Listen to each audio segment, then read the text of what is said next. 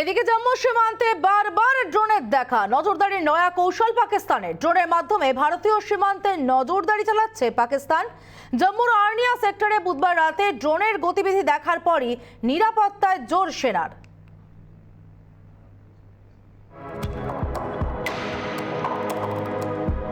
জম্মু ও কাশ্মীরে শান্তি বজায় রাখতে বদ্ধপরিকর কেন্দ্র, এতেই প্রমাদ গুনছে পড়শি দেশ পাকিস্তান।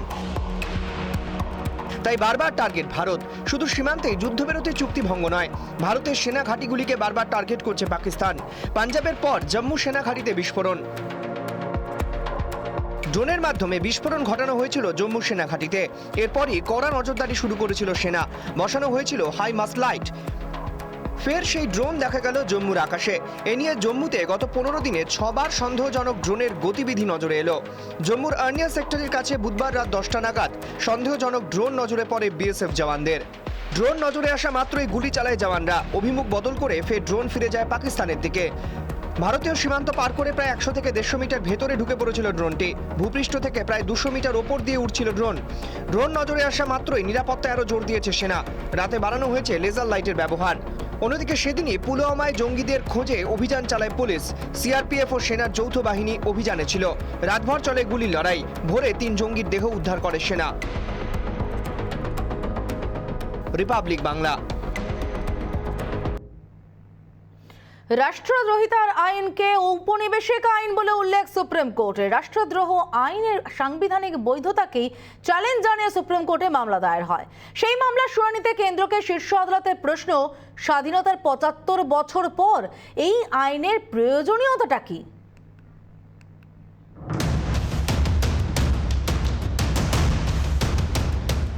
রাষ্ট্রদ্রোহ আইনের সাংবিধানিক বৈধতাকে চ্যালেঞ্জ জানিয়ে সুপ্রিম কোর্টে মামলা, আর সেই মামলার শুনানিতে এই আইনকে ঔপনিবেশিক আইন বলে উল্লেখ সুপ্রিম কোর্টের। পাশাপাশি শীর্ষ আদালতের প্রশ্ন, কেন্দ্র যেখানে বহু পুরনো আইন বাতিল করছে, সেখানে রাষ্ট্রদ্রোহের মতো আইন বাতিল হচ্ছে না কেন? ভারতীয় দণ্ডবিধির 124 এ ধারা অনুযায়ী রাষ্ট্রদ্রোহ গুরুতর অপরাধ। এদিন মামলার শুনানিতে প্রধান বিচারপতি এভি রমনা যে বিষয়গুলি উল্লেখ করেন, ব্রিটিশরা গান্ধীকে দমানোর জন্য একই আইন প্রয়োগ করত। স্বাধীনতার 75 বছর পর সেই আইন কি এখনো জরুরি? এই আইনের অপব্যবহার চিন্তার কারণ। রাষ্ট্রদ্রোহ আইন কিছুটা ছুতোরের মতো। একজন ছুতোরকে যদি এক টুকরো কাঠ কাটতে বলা হয় এবং সে পুরো জঙ্গলকে সাফ করে দেয়। এই প্রসঙ্গে 66 এ ধারার উল্লেখ প্রধান বিচারপতির। রাষ্ট্রদ্রোহ আইনের মতো তথ্য প্রযুক্তি আইন ব্যবহারেও ভুক্তভোগী বহু মানুষ।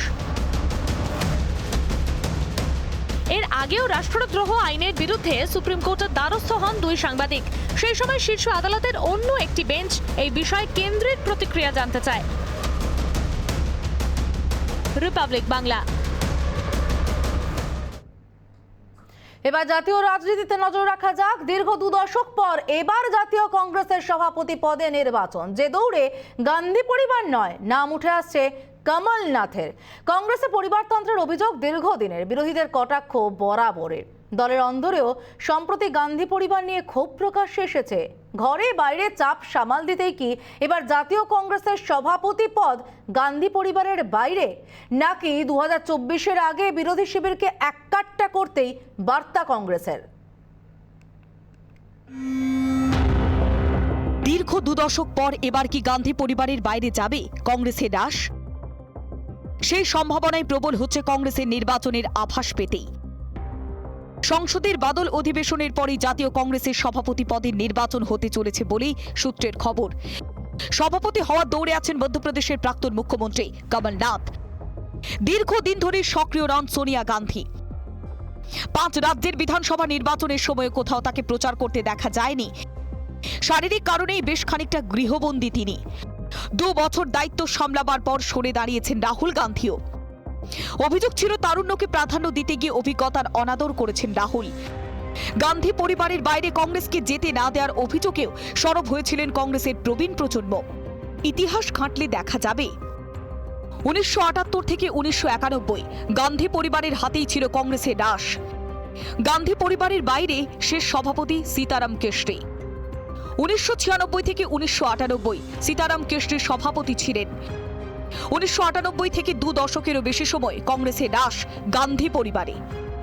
2020 অগাস্ট দিশাহীন নেতৃত্বের অভিযোগ তুলে সোনিয়া গান্ধীকে চিঠি দেন কংগ্রেসের 23 জন বর্ষীয়ান নেতা। চিঠিতে পয়েন্ট ধরে ধরে উল্লেখ করা হয়েছিল বেশ কিছু সমস্যার কথা। জাতি এবং রাজ্য স্তরে স্থায়ী নেতৃত্বের অভাব, ওয়ার্কিং কমিটি থেকে জেলা কমিটি সব স্তরেই নির্বাচন চাই, দলীয় নির্বাচনে নিরপেক্ষ নির্বাচনী আধিকারিক নিয়োগ প্রয়োজন, দলকে চাঙ্গা করতে সর্বগ্রাহ্য নেতৃত্বে আস্থা রাখা দরকার। সোনিয়া গান্ধীর বাসভবনে এক বৈঠকে কংগ্রেস ঠিক করে বিধানসভা ভোট মিটলেই বেছে নেওয়া হবে নতুন সভাপতি। কিন্তু কোভিড আবহে পিছিয়ে যায় পুরো বিষয়টাই। তবে বাদল অধিবেশনের পর নির্বাচনে বদ্ধপরিকর কংগ্রেস।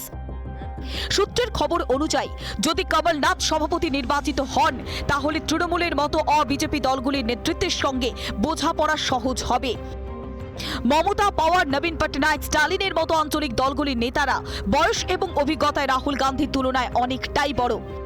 একদা সঞ্জয় গান্ধীর বিশ্বস্ত সেনাপতি সত্তরোর্ধ্ব, কমলনাথ সেখানে গ্রহণযোগ্য। তাই কমল আটকাতে কমলনাথে ভরসা রাখলে দলে রাশ বেহাত হওয়ার আশঙ্কা নেই বলেই মত হাত শিবিরের অভ্যন্তরে। রিপাবলিক বাংলা। জিএসটি ঘাটতি মেটাতে উদ্যোগী কেন্দ্র। আগামী 5 বছর ঘাটতি মেটাতে 75,000 কোটি টাকা বরাদ্দ অর্থ মন্ত্রকের।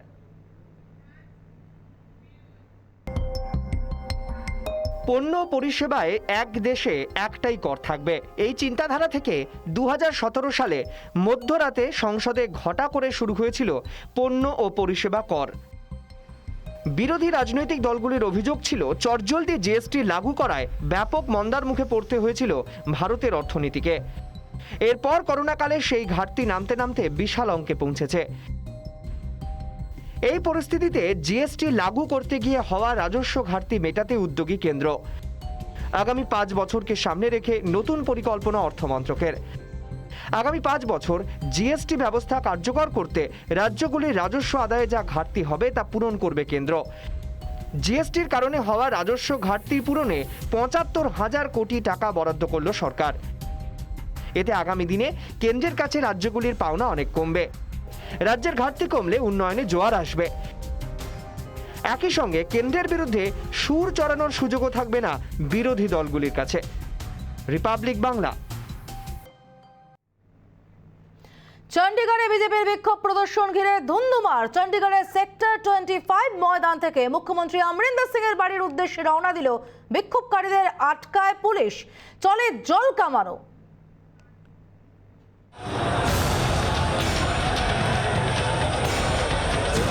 বিজেপির এসসি মোর্চার বিক্ষোভ ঘিরে চণ্ডীগড়ে উত্তেজনা। চণ্ডীগড়ের সেক্টর 25 এলাকায় পুলিশ এবং বিজেপি কর্মীদের মধ্যে খণ্ডযুদ্ধ বাধে। রাজ্য সরকারের বিরুদ্ধে বিক্ষোভ প্রদর্শন করেছিলেন বিজেপির কর্মীরা। ধীরে ধীরে তারা মুখ্যমন্ত্রী অমরিন্দর সিং এর বাড়ি দিকে এগোতে শুরু করে। সে সময় পুলিশ তাদের বাধা দেয়। বিক্ষোভকারীদের আটকাতে চলে জল কামান। বিজেপির অভিযোগ অমরিন্দর সিং সরকার তাদের কথা রাখতে ব্যর্থ। পিছিয়ে পড়া সম্প্রদায়কে কর্মসংস্থান, স্কলারশিপ প্রদান থেকে ঋণ দেওয়া সমস্ত বিষয়ে ব্যর্থ পাঞ্জাব সরকার। এমনকি রাজ্যের দলিতদের প্রতিও অবিচার করা হচ্ছে বলে অভিযোগ বিজেপির। রিপাবলিক বাংলা। ধাক্কা খেল মেহুল চোকসিকে ভারতে ফেরানোর প্রক্রিয়া। চিকিৎসার প্রয়োজনে এখন অ্যান্টিগায় পিএনবি প্রতারণা কাণ্ডে অভিযুক্ত মেহুল চোকসি। প্রত্যর্পণ প্রক্রিয়া ফের শুরু করতে এখন অপেক্ষা করতে হবে চোকসির সুস্থ হওয়ার। 51 দিন ধরে অবৈধ অনুপ্রবেশের অভিযোগে ডমিনিকায় বন্দী ছিলেন পিএনবি প্রতারণা কাণ্ডে অভিযুক্ত মেহুল চোকসি। চিকিৎসার প্রয়োজনে জামিন পান চোকসি, কারণ ডমিনিকাতে প্রয়োজনীয় চিকিৎসা পরিষেবা পাচ্ছিলেন না মেহুল। যেদিন তিনি জামিন পান সেদিনই ডমিনিকায় পৌঁছয় ভারতীয় বিমান। আইনি লড়াইয়ের গতি বাড়িয়ে মেহুলকে দেশে ফেরানোই ছিল লক্ষ্য, কিন্তু বাদ সাধল মেহুলের অসুস্থতা। ডমিনিকায় ভালো নেফ্রোলজিস্ট নেই। মেহুল চোকসির নেফ্রোলজিস্ট প্রয়োজন। ডমিনিকার আদালত মেহুলকে চিকিৎসার প্রয়োজনে জামিন দেয়। অ্যান্টিগা যাওয়ার অনুমতিও দেয়া হয়। চিকিৎসা করিয়ে ডমিনিকাতেই ফেরার নির্দেশ আদালতের। সুস্থতার সার্টিফিকেট দিলে তবেই পরবর্তী শুনানি। অর্থাৎ যতদিন না মেহুল চোকসি সুস্থ হচ্ছেন ততক্ষণ পরবর্তী আইনি লড়াই সম্ভব নয়। সেক্ষেত্রে মেহুল চোকসির প্রত্যর্পণ অনির্দিষ্টকালের জন্যই পিছিয়ে গেল বলে মনে করছেন কূটনীতিবিদরা। রিপাবলিক বাংলা। এবার লক্ষ্য জাতীয় রাজনীতি। জুলাইয়ের তৃতীয় সপ্তাহে দিল্লি রওনা মুখ্যমন্ত্রী মমতা বন্দ্যোপাধ্যায়। প্রথমবার দিল্লিতে 21শে জুলাই পালন করছে তৃণমূল। 21শে জুলাই দিল্লি যাওয়ার সম্ভাবনা অভিষেক বন্দ্যোপাধ্যায়েরও। দিল্লি সফরে মমতার সঙ্গে বৈঠকের সম্ভাবনা সোনিয়া গান্ধীর।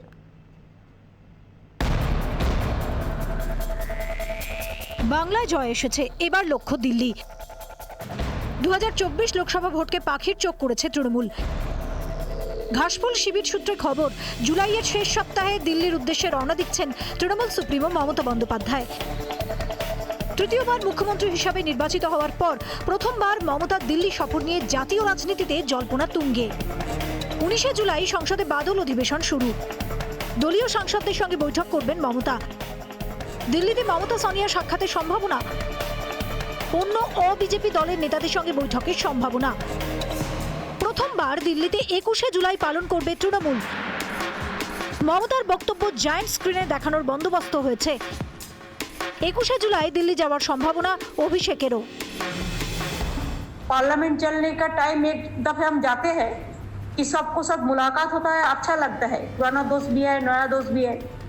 तो इसी के लिए हम एक दफे जाएंगे। कब जाएंगे हम अभी नहीं सोचा, लेकिन हम जाने से हम सारे थोड़ा लीडर लोगों को भी मीट करेंगे। हम चाहते हैं अगर वक्त मिले तो प्रधानमंत्री का साथ, प्रेसिडेंट का साथ भी हम मुलाकात करेंगे कि हमारा चुनाव का बाद जाना है। इसी के लिए ভোট কুশলী প্রশান্ত কিশোরের সঙ্গে চুক্তির মেয়াদ 5 বছর বাড়িয়েছে তৃণমূল কংগ্রেস। এই আবহেই মঙ্গলবারই প্রশান্ত কিশোর রাহুল গান্ধীর সঙ্গে বৈঠক করেন। তার আগে এনসিপি নেতা শরদ পাওয়ারের সঙ্গেও কথা হয় প্রশান্ত কিশোরের। পাওয়ারের বাড়িতে অবিজেপি দলগুলির বৈঠকের অন্যতম সংগঠক ছিলেন পিকেই।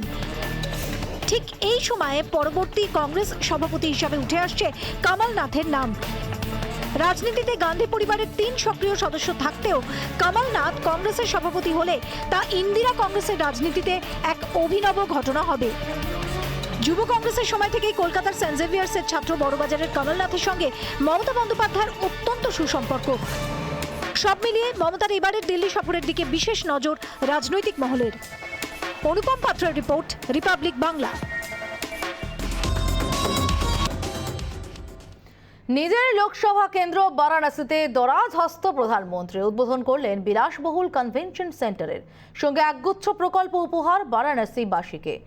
ভোটের আগে উন্নয়নকে হাতিয়ার মোদির, মত রাজনৈতিক মহলের।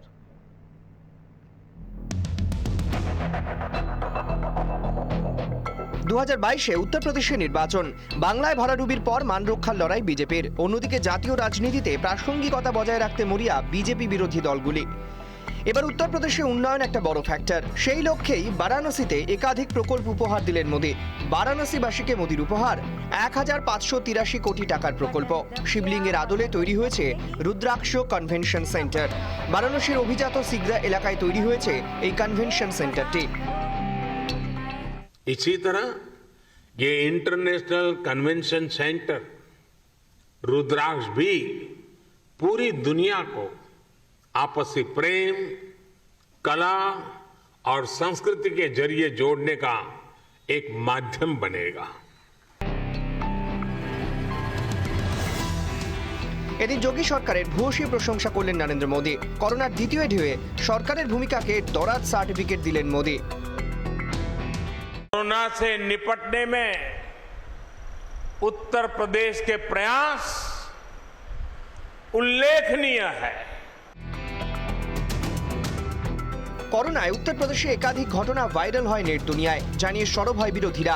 যোগী সরকারের বিরুদ্ধে ওঠা অভিযোগের প্রেক্ষিতে প্রধানমন্ত্রীর প্রশংসাকে ক্লিনচিট বলেই মনে করছে রাজনৈতিক মহল।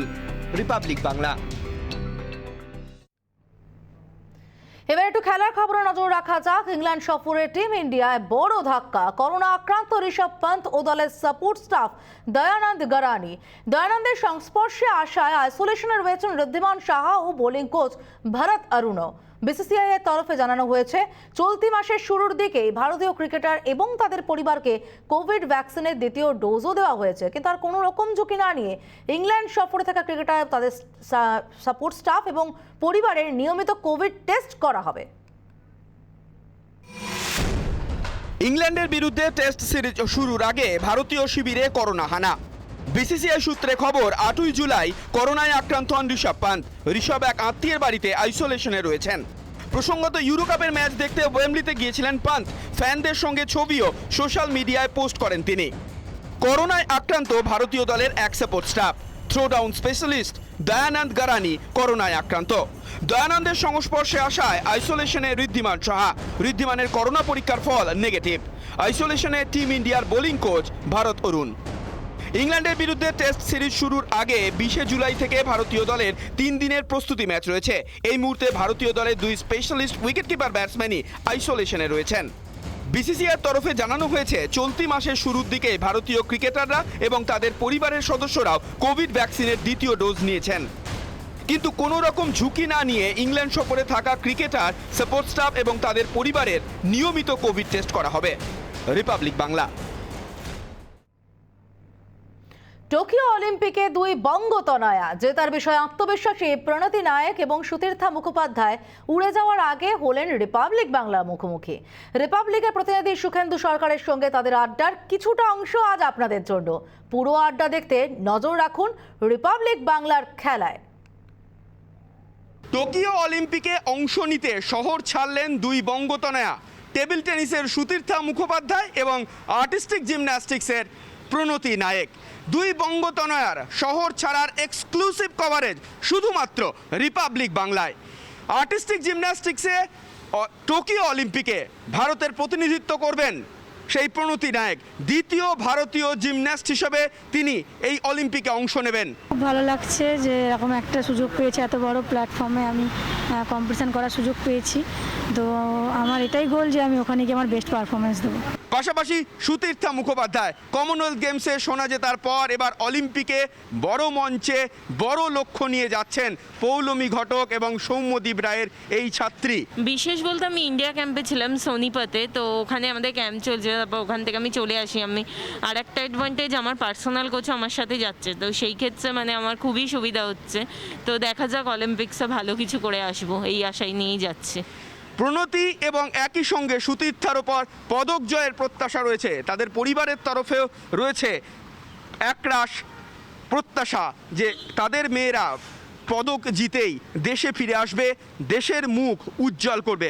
রিপাবলিক বাংলার তরফ থেকেও প্রণতি এবং সুতীর্থাকে রয়েছে অলিম্পিকের জন্য একরাশ শুভেচ্ছা। ভিডিও জার্নালিস্ট সঞ্জয় নাইয়ার সঙ্গে সুখেন্দু সরকার, রিপাবলিক বাংলা, দমদম।